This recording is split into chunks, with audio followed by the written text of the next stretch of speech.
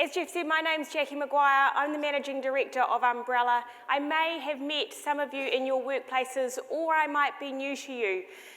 Today's session is, what is mental health? Why is it important? And what are we doing about that in our workplaces? My hope is that when you leave this auditorium by the end of today, some of those things have crystallised and become clearer, and that you might go back to your organisations or businesses and start to have conversations about what are we doing here, what can we celebrate, and what else might be able to kind of tweak and enhance. I suppose I wanted to start today with, well, why should you listen to me? Who am I? What's my creds? How do I, oh, that's my face very large. How can I earn my stripes for you? As Jeff said, my name's Jacqui Maguire. I'm a registered clinical psychologist. I manage an organisation called Umbrella, which is all clinical psychologists. Can you imagine us and our team, all clinical psychologists together? And we partner with New Zealand businesses to support wellbeing. Everything you see and hear from me today has been put together by a research team of clinical psychologists. We are basically undercover scientists. I call us undercover science geeks as clinical psychologists, which means none of this is psychobabble.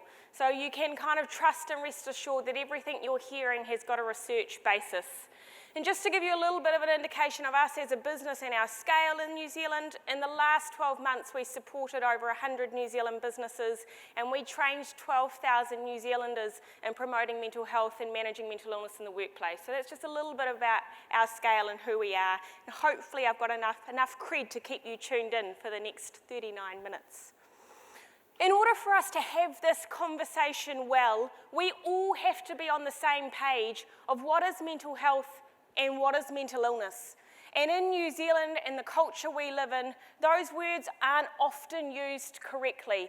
And in fact, I'm often listening into media discussions, or when I hear people having conversations around mental health, and those words cross over. Or people start talking about mental health problems, when in fact mental health is something positive that we all want. So before I get into stats and why this is important for us as a country, I thought let's clear up what actually is mental health and what is mental illness. Historically in this country, you would have heard those words interchanged on one line. Someone's either healthy at the mental health scale, or maybe they're unwell at the moment, and you kind of come down the continuum and they might be unwell. That lateral model where you've got one scale and can be fluid up and down that is pretty limiting. Basically, it says if you have a mental illness, you can't be well or thriving. And that's pretty disheartening, the old way of thinking about it. This model, we think, is far more accurate and far more useful to be using with individuals and to be using in organisations. What this says is mental health and mental illness are different, connected but different. And if you look at that model, what that says is someone can be experiencing signs of mental illness or have a diagnosable mental illness and still be flourishing, still be nailing it. That to me is a far more hopeful model of thinking about these two terms or these two continuums than either you can just move up and down one scale. What that model also says is that you can have no signs of mental illness and not be nailing it. You can have no signs of mental illness and feel like you are struggling or stuck. And actually, I think that's really important to remember, that if people aren't flourishing or in a I'm nailing it position, that we can't just automatically jump to the fact that someone might be experiencing mental illness. Does that make sense? Good. I suppose then, and if we were in a small workshop room, I'd make you all brainstorm. What do you think those terms actually mean? But I can't with this many of you and standing on a stage, so I'm just going to tell you. You get the cheats way. If we look at some of those definitions and break them down, well, what is flourishing?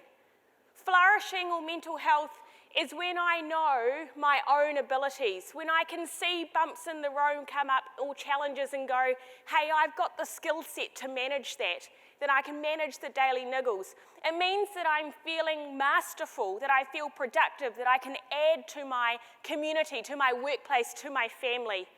And in the words I've already used together, which is how I talk with our clients, that's when I feel like most of the time I'm nailing it. What about the other end of that scale? If I'm not flourishing, but I'm also not experiencing mental illness, well, what's languishing? This is the quote from Corey Keyes, who designed and researched that cross model. And it says that languishing is emptiness and stagnation, constituting a life of quiet despair. Individuals who describe themselves and their life as hollow, empty, a shell, or void. And I imagine as I read that, you feel it. Because every definition, or every time I share that definition with a group, I get an emotional reaction from people. It feels horrible, huh? None of us want to be there. But I think it's really important to note that that is not mental illness. So let's start distinguishing between the fact that people might not be thriving or flourishing, but aren't mentally ill. And this is probably a really important point in time for me to say when I start putting definitions like that up, that this is a very real topic for many New Zealanders. And as I talk today about mental health and mental illness, look after yourself as I do that, because I don't know you and I can't see you in this space. Normally in a room I can clock people and I know whether people are okay or not as I'm talking. So just as you have these conversations with me here in your workplace, be aware of that and go, hey, how am I going? Do I need to go and get a drink of water and come back, or am I doing okay? When you think about those definitions from a workplace, what do they look like? If we go back to flourishing, flourishing in a workplace looks like I have energy. It looks like I'm in optimal performance most of the time. It looks like I'm managing my work-life balance, for example. You slip that over to languishing, or you come down that scale in a workplace, that looks like I'm fatigued, I'm tired, I'm overwhelmed, I can't make decisions well, it's hard for me to prioritise. And I imagine if I asked you hand on heart how many of you have felt at times like some of those things are happening in your work life, most of us would put our hands up. Well then, what is mental illness? If that's languishing and it's not mental illness, how do we define that? This definition comes from our statistical diagnosis and statistical manual. We use that as clinicians. And it says, mental illness is a behavioural or psychological syndrome or pattern. Pattern, key word, that reflects an underlying psychobiological dysfunction. Now, what the heck does that mean? That means something's going on in my brain or in my emotions or in the way that my body is working that's causing impact to my life. And the way in which I describe this definition in an easy to understand way is something's going on for me. I'm experiencing a pattern of symptoms that's going on for a long period of time. My hands in this direction are now imprinting on your brain, and it's causing impact. I could have two people come and see me with exactly the same symptoms, and if one of them isn't experiencing an impact on their life, it's not getting in the way of getting up, going to work, looking after their family, then most likely they're not sitting in a mental illness category. So it has to be a pattern of time, 2 weeks or more, and causing great impact in my life to be classified as mental illness. And many of you that have done readings around mental illness will know why this picture is above the definition, the man with the black dog, because Winston Churchill described depression as his black dog.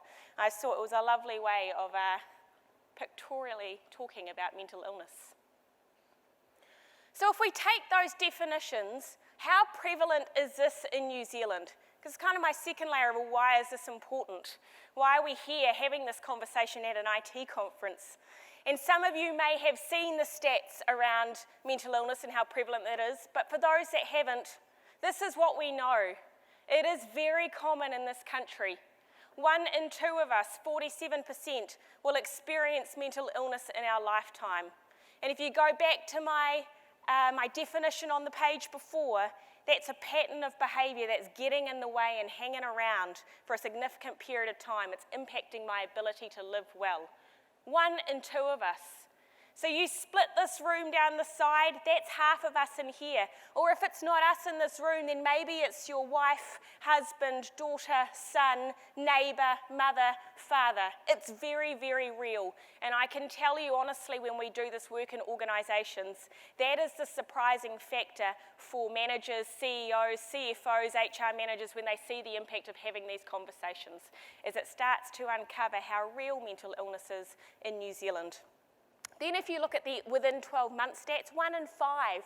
So you can start to build this picture of why in a workplace it's really important that we're having these conversations, as 20% of our workforce in that period of time is experiencing symptoms that are getting in the way of them living life well. My question to you is, why do you think that's happening? And hopefully this video will play. Yay. Luckily, I would have had lots of IT people perhaps on hand if it hadn't. My question to people is, why do you think those stats are what they are? Why are we experiencing such high rates of mental illness? Why is it when I go into a workplace that this is what people talk to me about, that they feel overwhelmed, like they can't get on top of the load, that things are coming in one after the other and they can't get a break? What is that about? And some of you might have heard this term before. Maybe it's been spoken about in this conference today. This is a term, VUCA, that was originally coined by the US military during the Cold War. It's now very heavily used in the business community or in business terminology. And what this says is the world around us is volatile, uncertain, complex, and ambiguous. What does that mean in our everyday language? It means the world is rapidly changing around us. It means in organisations we have to be good at doing our BAU whilst innovating at the same time. Because if we don't innovate, someone else will, and they'll get there first. That means that I might have a team that's not sitting around me, that I don't know who I'm going to be talking to when, whether they're in Auckland, whether they're in Singapore, whether they're in London. And how do we manage kind of that complexity of our team when we're global? So when we take this environment like a petri dish, we start to go, how were we designed as humans? Because we have Stone Age brains in a 21st century. And was our brain designed to live in a rapidly changing, complex, uncertain world or not? And the answer is, it's pretty different now to what it used to be when we were kind of chasing lions in caveman days. And so how do we help ourselves, how do we help our well-being in a world that's changed and not designed for how our brains are supposedly meant to work? So if you take VUCA, if you take the stats, how does this then impact your workplace, your team? What are you seeing there? Why is this important? One, there could be a reason you're sitting in your chair today because we had a law passed in 2015 which said that looking after the mental health of your people is now a legal requirement, that we have a duty of care to protect and promote mental health and prevent mental illness. So maybe that's partly the reason why you're sitting here today. Maybe I've got some CFOs in the room or people that care perhaps around the monetary side or a profitable business. And all good business people do want engaged workforces that are onto it, creative, innovative, and drive up the profit of the business. So we know that good mental health and flourishing is really closely linked to productivity and has a really good ROI relationship. The last one, which you'll see I've coloured differently because in my view this is the most important, is that actually we are all humans living on this planet together. And so in my words and the way I speak about this is let's just have each other's backs. If I'm going to spend how many hours, 40, 50 hours a week with my peers, let's hope we're looking after each other, because actually probably you see them more than your family. So actually let's do the moral and ethical thing of caring for our mental health and supporting each other. Mental health and the workplace have a very interesting chicken and egg relationship, and I'm going to talk about it from both sides. When we look at mental health and how that impacts our workplace, there is research, and this was conducted by a RAND report, says that mild to severe, and you'll see this says mental health conditions, and I'm talking about mental illness, but this study is from overseas, that mild to severe mental illness or mental health conditions is the major predictor of productivity in a workplace. And if I was to ask you, and you could speak back to me in this room, well, what constitutes mild, Jacqui? Many people, I am sure, would say, well, Jacqui, is that anxiety? Or Jacqui, is that depression? Because we can't take mental illness as one single entity. So people normally go for the ones at the lower end of the scale, perhaps. And I go, no. This research is talking about how many of you experience at some level ongoing stress, How many of you experience a little bit of worry where your brain doesn't stop ticking over? How many of you at times can feel flat in your mood or get running days of poor sleep? And if I was to ask you hand on heart, how many of you would say you feel a little bit worried, you feel a little bit flat at times, you get kind of a run of not good sleep? And I have to say, if you were to be honest, almost everyone in this room would put their hand up. And again, when we come back to why is this important, that is the reason why. The pathways in workplaces that we see the impact is absenteeism, which is people are sick, right? And organisations are very good at measuring absenteeism rates. But the other one is presenteeism. Some of you may have heard of that and some of you might not have. But what that means is my body is in the building, but my brain is not. And the research definition for that is I'm operating at less than 50% of my capacity. And if you come back to one of our reasons of looking at this is that we want profitable, good businesses, we want our people on and engaged. The research really clearly shows that presenteeism costs organisations 3 times the amount as absenteeism. And my question would be to you, do you collect data in your organisation which gives you presenteeism rates? There's a second lot of research which then looked at, well, how is mental illness or languishing impacting on our health and safety? And I put this picture up as a joke because for many of us, health and safety isn't about outdoors, where am I on the tractor or on the digger. Health and safety has many very different understandings for us in our work. And when you look at these stats in a pool of data, 97% of people spoke about stress impacting their health and safety, let alone things that are more severe. And out of that 97%, which maybe we can just be generous and call everybody, said that that's impacting us because it's hard to concentrate. It takes me way longer to do tasks, which maybe that means that I'm in the office late and everybody's gone home. I can't juggle, which might mean my manager comes in and says, hey, Jacqui, we've got a new priority now. This client is now needing your attention. And I can't switch brains very easily. It's really hard to do that. I can't make good decisions, or maybe my stakeholders or my clients are unhappy because I'm irritable or grumpy or I'm not very kind and receptive to them. I'm going to ask you to think about your role in your world and say, how would that impact your job and your business if people can't concentrate, can't make good decisions, find it difficult to change their priorities, if they're shitty and irritable with your clients? How does that impact? I think it's really important we look at it from that angle.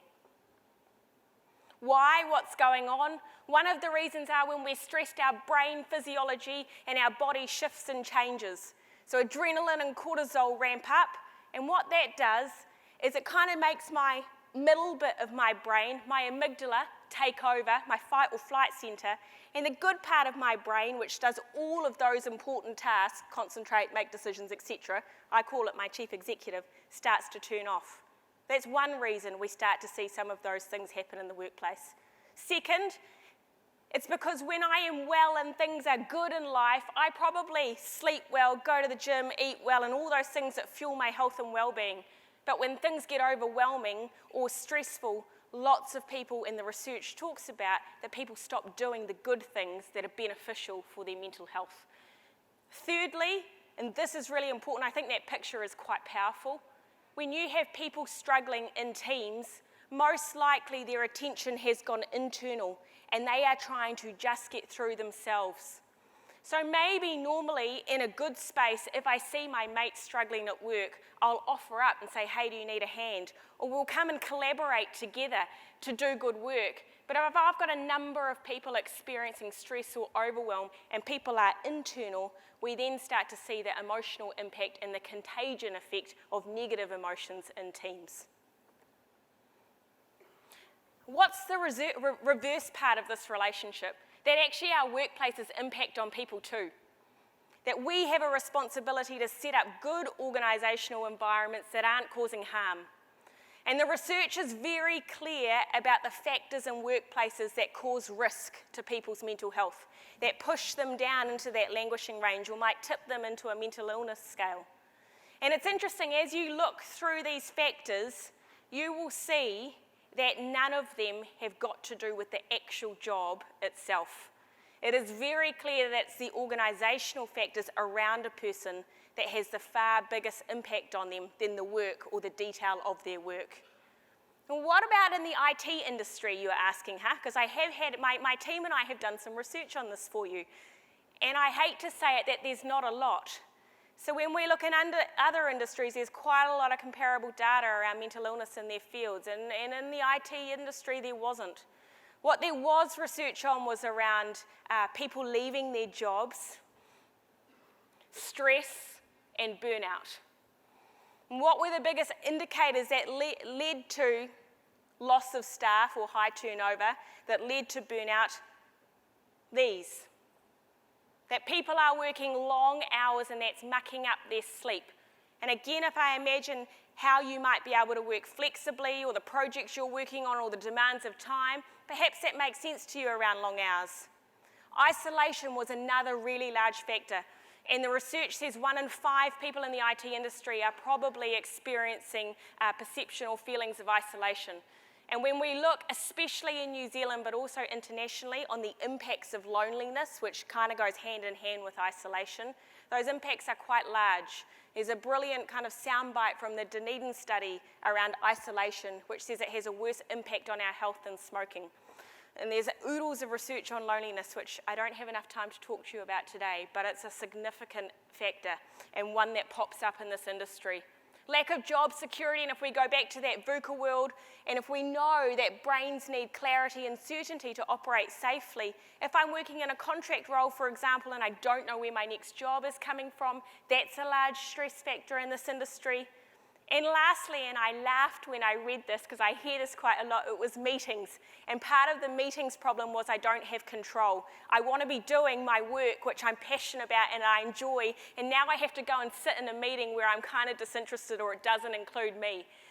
And part of the what to do about that around the meeting problem was kind of having conversations with teams about how do we do that and how do we get really clear about setting agendas and people only needing to come to meetings when it fits them. And maybe our meetings been around fostering social relationships perhaps, rather than having conversations on pieces of work that might not impact me. Thought that was interesting. And those of you that are in startup businesses in here, and I'm going to ask, are there people in entrepreneurship, startup IT companies here? Yes, cool. So there has been quite a lot of research on mental health or mental illness in entrepreneur field. What that says is when you look at entrepreneurs and their characteristics that make them so successful in growing businesses, taking risks, always holding the hope that I'm going to hang in there and stay long, you know, being quite sensitive to personal feedback, kind of really pushing themselves in a creative field. It's really interesting to look at those factors and how that may cause harm to people long term. And what the research says is if I'm so passionate about my work, I might push through and not take recovery breaks. I might put my startup over my own health and well-being.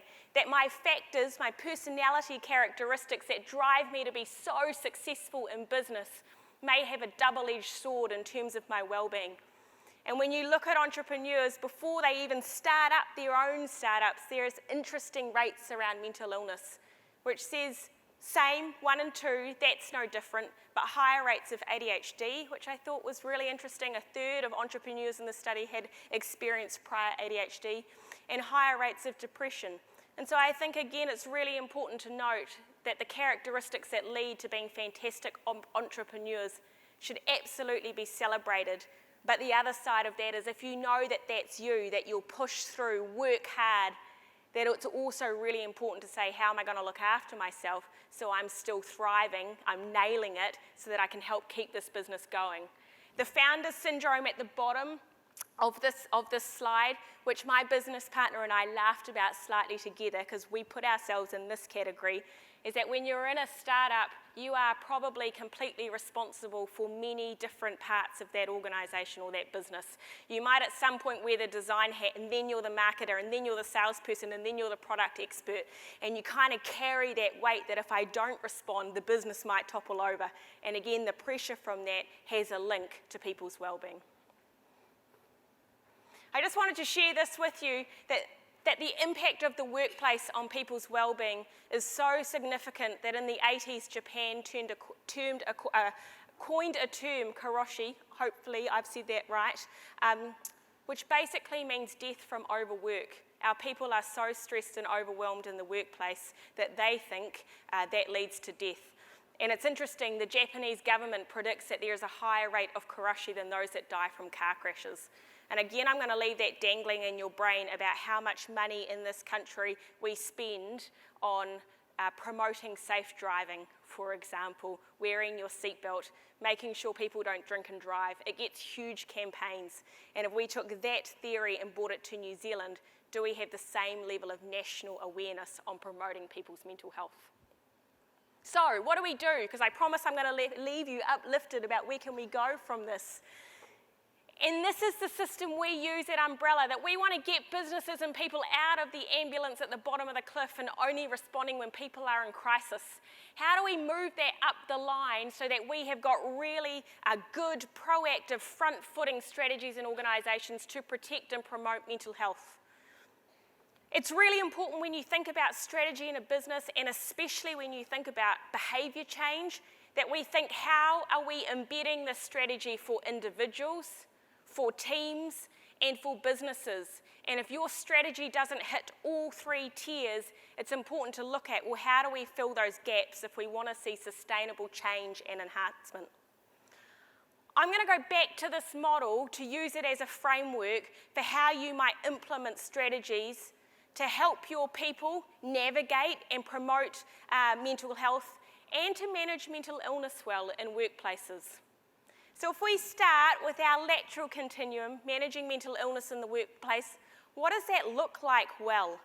Well, at Umbrella, this is what we do. We go into workplaces and we help build knowledge around some of the things we have been speaking about today with all people in the organisation, from chief executive through, right down the tiers. How do we help you know what's the difference between mental health and mental illness? How do we help you bring to life perhaps some of the stigma you've held about mental illness? How do we bust myths about mental illness? How do we have good conversations around the fact that 34% of New Zealanders have been discriminated against because of their mental illness in workplaces? So how do we have good conversations and build with training awareness and knowledge in workplaces for individuals? Then, for all individuals, how do we help you go, I wonder if my friend at work is kind of not themselves, or I can see someone in my team's been acting different or look different. How do we help you spot signs or kind of spot red flags, which is how I talk about it, to say I want to follow up and ask that person if they're okay? I think it's really important to note at this point that that's a general skill. That's not just leaders need to spot signs of concern. But actually, if we go back to we all need to look after each other, how do we do that as individuals? How do we have each other's backs? It's also around training people to go, hey, if I've spotted that I'm worried about someone, how do I have a conversation with them on that? How do I know and have good guidelines in my brain about where to raise that conversation? How to ask, are you okay? Where to point someone to support if I'm the first person that's asked them and then they suddenly tell me all the stuff that's going on for them? Some people in this room will go, hey Jacqui, that's natural, you just do it, you follow your gut instinct. And other people would go, that frightens the bejesus out of me and I wouldn't know how to do that. Or I wouldn't want to make it worse. What if I ask someone if they're not okay and then I make it worse? So actually having training around that's really important for individuals. The last bit in terms of how you might train individuals is that every single person in a workplace can contribute to building a psychologically safe workplace. All of our actions are important. And sometimes that's really important for individuals to light bulb that and go, hey, my actions do matter about how this organisation or business is working. So from a how do we manage mental illness, that is important at an individual level.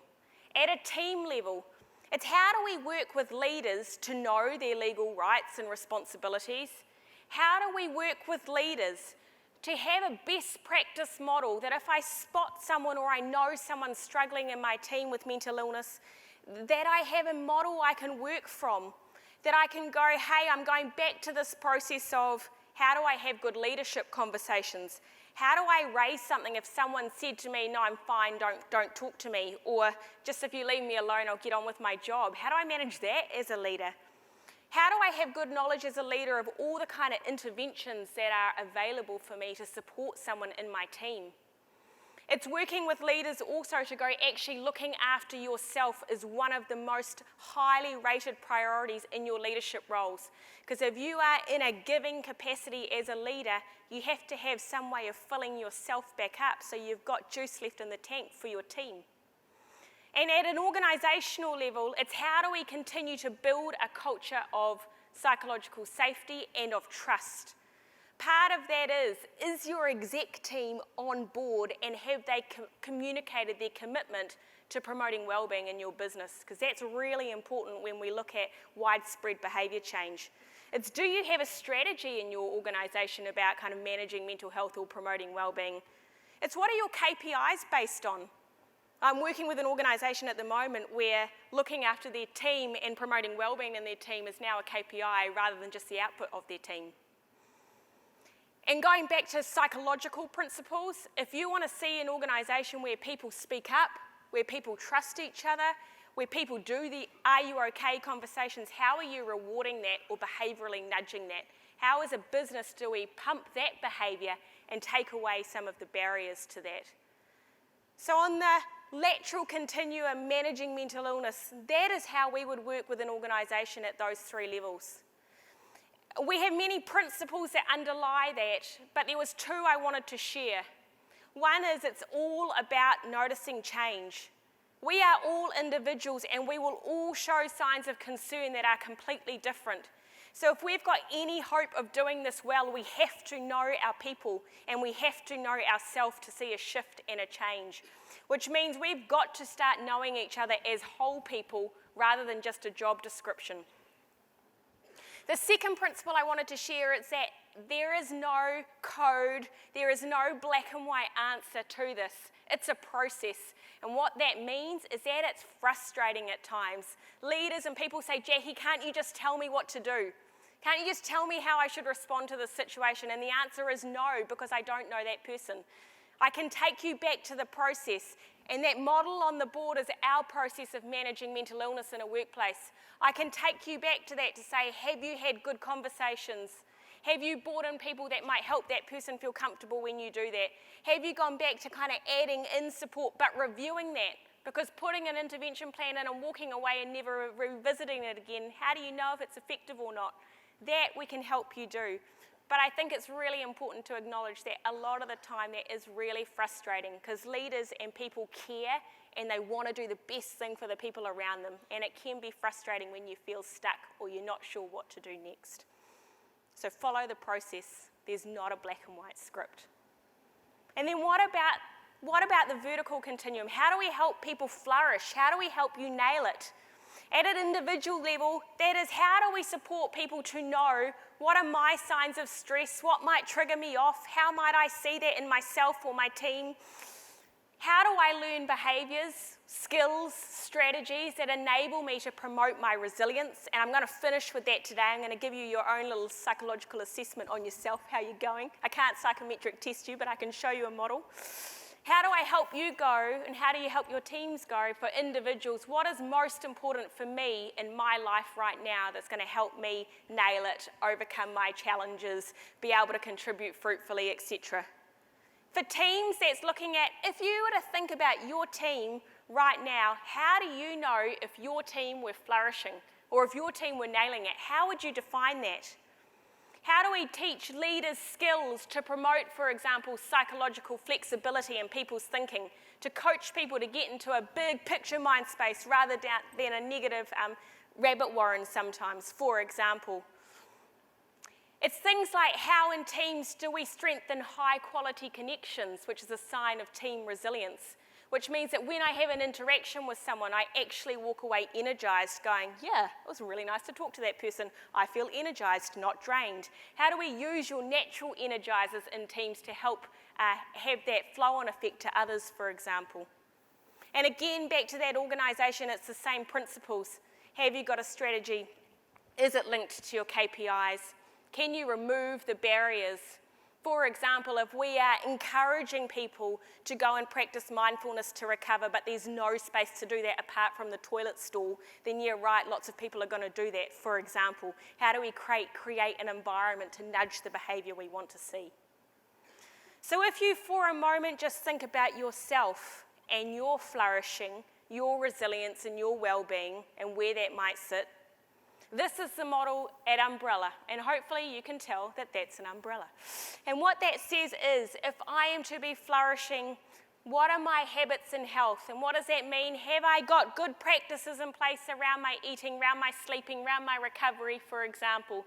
And like we mentioned earlier, part of this being successful is to have that autopiloted in your brain so that even when the stressful things jump up, your autopilot response is to do things that are helpful for you. What's your emotion agility like? And again, what does that mean? There are two skills in that resilience component. Partly that is, are you good at picking up when you are having an emotional response? And can you in that moment go, Jacqui, is this useful for you right now? Or is this going to be a career limiting move? And how am I going to manage that? And actually, if I can start to build my awareness of my emotions and regulate them when they're unhelpful to me in that moment, that's a really useful resilience skill. That might mean that I don't jump back in the conversation when I feel angry, that I pause myself and I go and get a cup of tea and I re-enter and I speak when I'm calm, for example. The second part to that skill set is around positive emotion. How much do I boost positive emotion for myself every day? Because we know that our brains, unfortunately, are hardwired for the negative to keep us safe and alive. So the positive psychology response to that is, how do we get quick hits every day of positive emotion? The research says 3 to 1 positive to negative emotions every day just to balance and get the health benefits from that. So I want you to think about, how do I do more than that?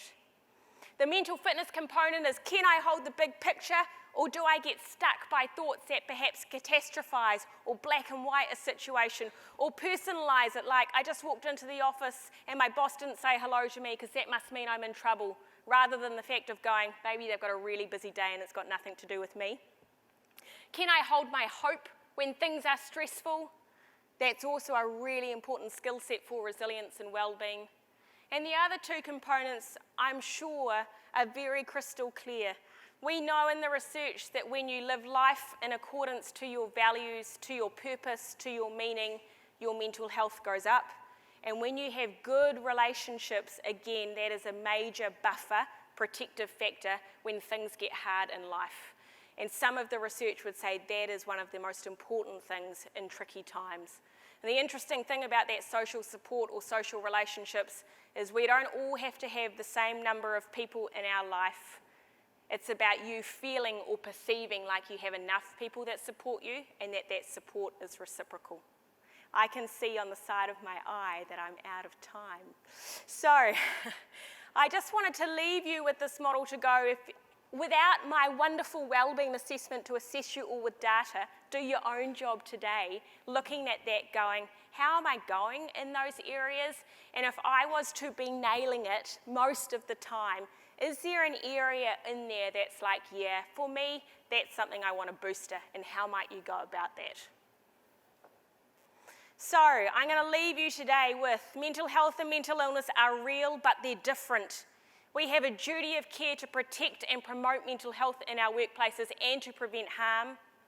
My hope is that all of you leave this room going, how do I help myself and the people around me flourish or nail it? And that if we're going to do that well in organisations, we have to back people, we have to give them the skills, and like any good behavioural management plan, we have to support and promote people, reward them for when we see that behaviour.